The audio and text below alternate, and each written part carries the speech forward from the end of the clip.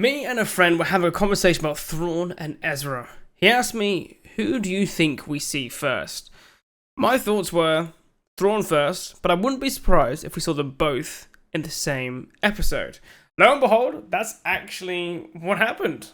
The sheer amaze and horror as the welcoming of Thrawn is what I believe to be a possible undead legion. As a quick reminder, the season finale of Rebels happened a year before the events of New Hope, which means Thrawn has been exiled for over 10 years.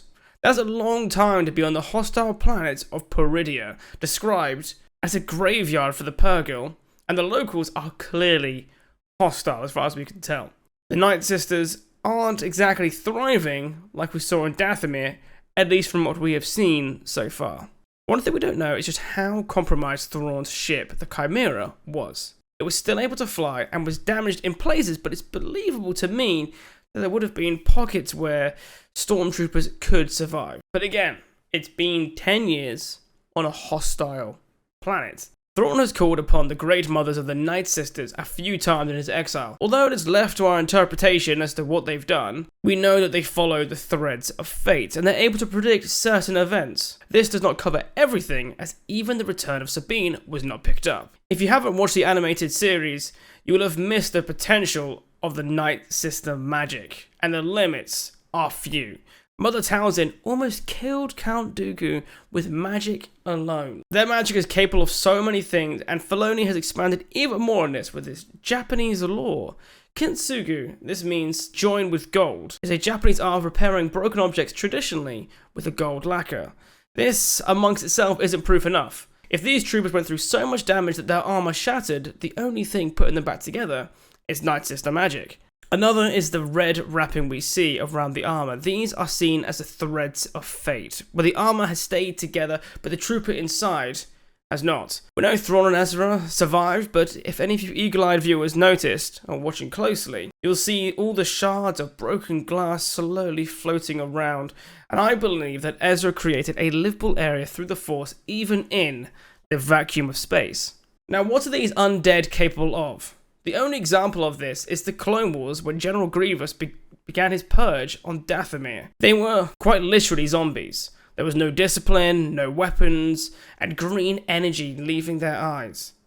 Naturally, we cannot see the Stormtrooper's face, so we can't technically confirm this. But they're following orders, standing in line, and I expect these troopers to be the most organized we have ever seen. This one legion has had Thrawn's direct oversight for over a decade. Captain Enoch, and I absolutely love this guy's helmet. Naturally, he sounds different.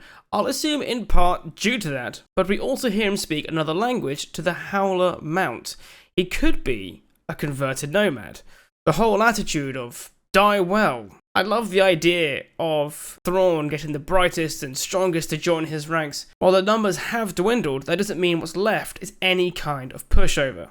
This isn't a guarantee. After all, we've seen our fair share of fanatical Imperials since the fall of the Empire, which he seems to be great at inspiring. Filoni may have taken creative license, and they could be dead. After all, there is no limit on Night Sister magic.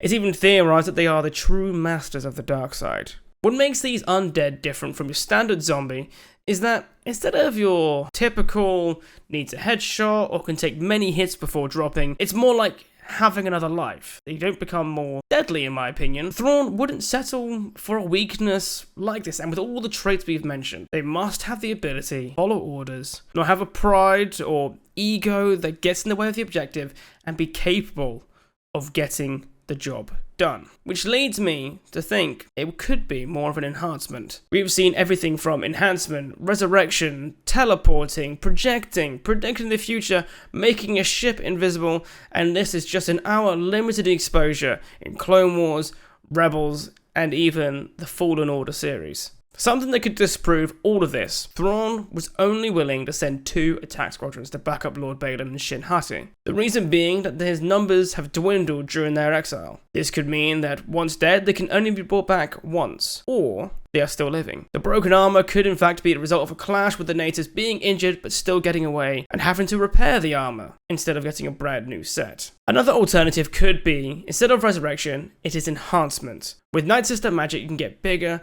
stronger, and overall more deadly. The best example of this is Savage Opress, Maul's brother.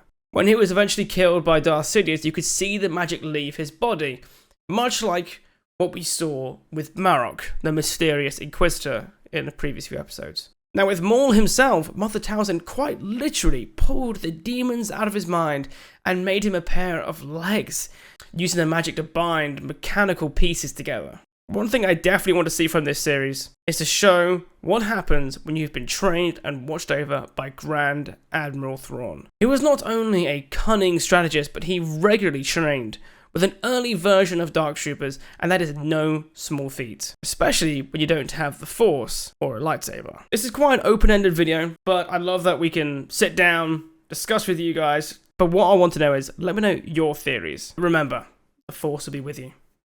Always.